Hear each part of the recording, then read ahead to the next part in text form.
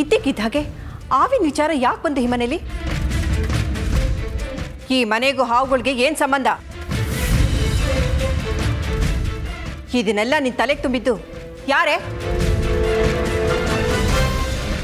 ಕರಣ್, ನೀನಾದರೂ ಹೇಳು, ಈ ಮನೆಯವರಿಂದ ಹಾವುಗಳಿಗೇನಾದರೂ ತೊಂದರೆ ಆಗಿದೆಯಾ?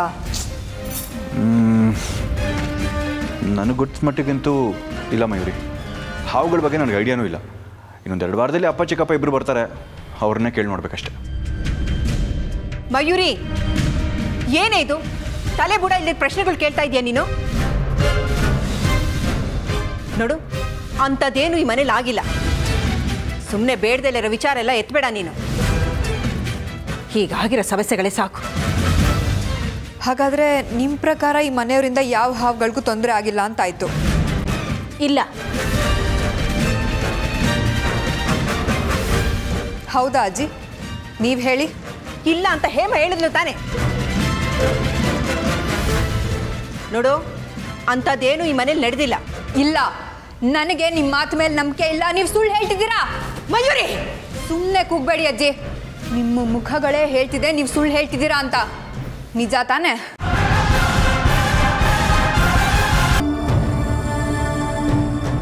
ನೀವು ನನಗೋಸ್ಕರ ನಿಮ್ಮ ಜೀವನೇ ಕೊಡೋದಿಕ್ಕೆ ತಯಾರಾಗಿದ್ದೀರಾ ಅಂತ ನನಗೆ ಗೊತ್ತು. ಅದು ನಿಮ್ಮ ದೊಡ್ಡ ಗುಣ. ಆದ್ರೆ ಆ ನಿಮ್ಮ ದೊಡ್ಡ ಗುಣನ ನನ್ನ ಸ್ವಾರ್ಥಕ್ಕೆ ಬಳಸ್ಕೊಂಡ್ಬಿಟ್ಟೆ.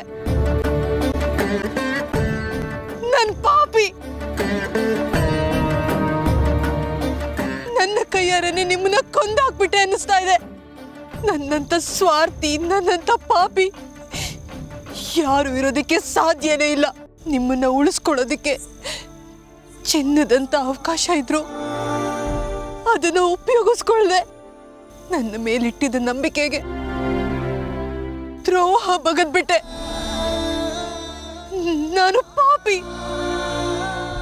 ನನ್ನನ್ನ ಕ್ಷಮಿಸ್ಬಿಡಿ.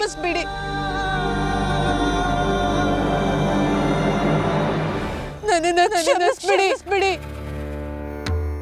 ಎಲ್ಲಿದ್ದೀರಾ? ಎಲ್ಲಿ ಹೋಗ್ಬಿಟ್ರಿ ಅರ್ಜುನ್ ಅವರೇ? ನನ್ನನ್ನ ಒಂದೇ ಮಾಡ್ಬಿಟ್ಟು ಹೋದ್ರೆ